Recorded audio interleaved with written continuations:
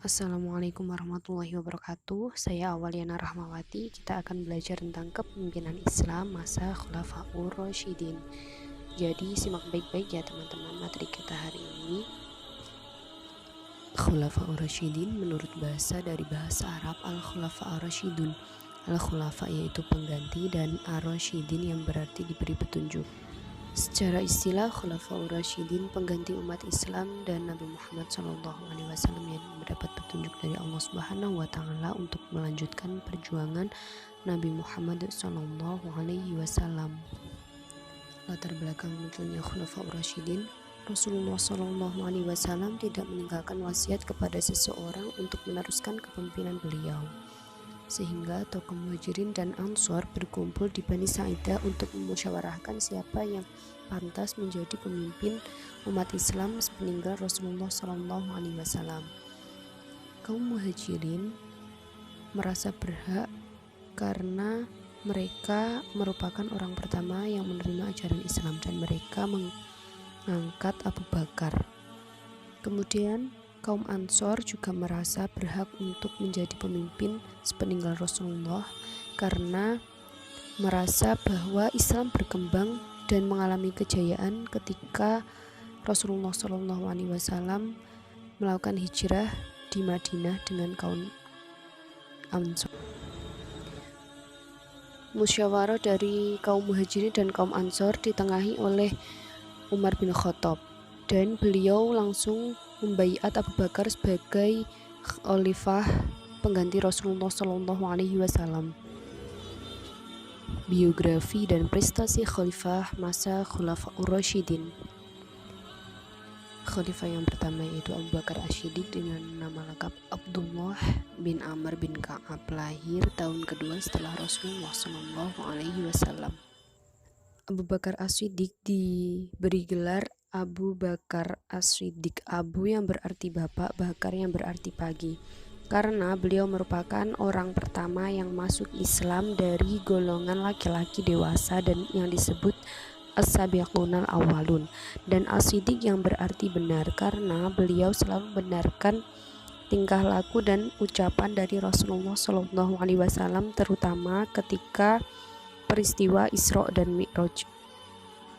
Abu Bakar As-Siddiq menjabat menjadi khalifah selama 2 tahun.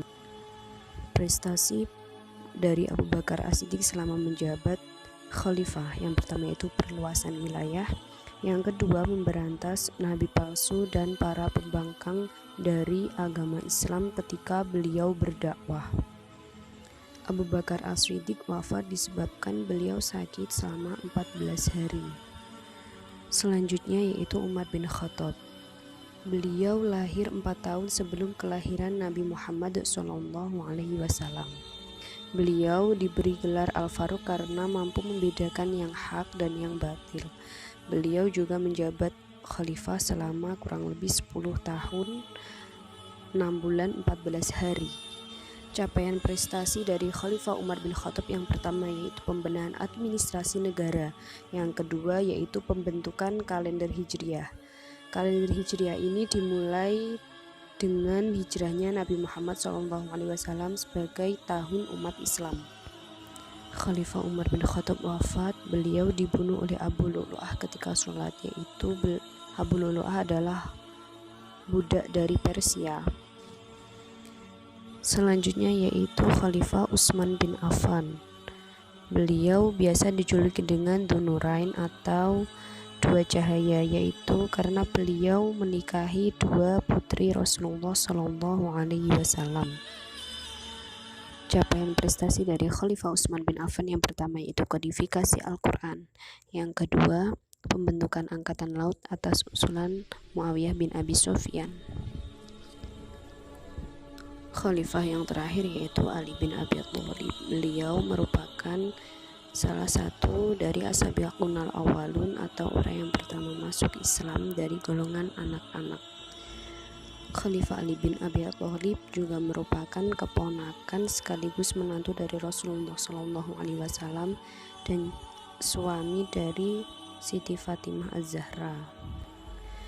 Prestasi yang dicapai Khalifah Ali bin Abi Thalib selama menjabat sebagai khalifah dari Khulafaur Rasyidin. Yang pertama yaitu ilmu nahwu. Dari kepemimpinan beliau, semula Al-Quran dan hadis yang belum ada fathah, kasroh, doma atau bisa disebut dengan harokat itu belum ada. Kemudian pada zaman Ali bin Abi Thalib ini diadakannya atau diberinya tanda seperti harokat dan titik. Dan juga ilmu nahwu atau tata bahasa Arab, karena di luar dari Jazirah Arab masih banyak orang yang belum bisa mengenal dengan bahasa Arab. Yang kedua yaitu beliau mengganti para pejabat yang korupsi. Itu tadi materi tentang kepemimpinan masa Khulafaur Rasyidin. Semoga bermanfaat dan terima kasih teman-teman semua. Wassalamualaikum warahmatullahi wabarakatuh.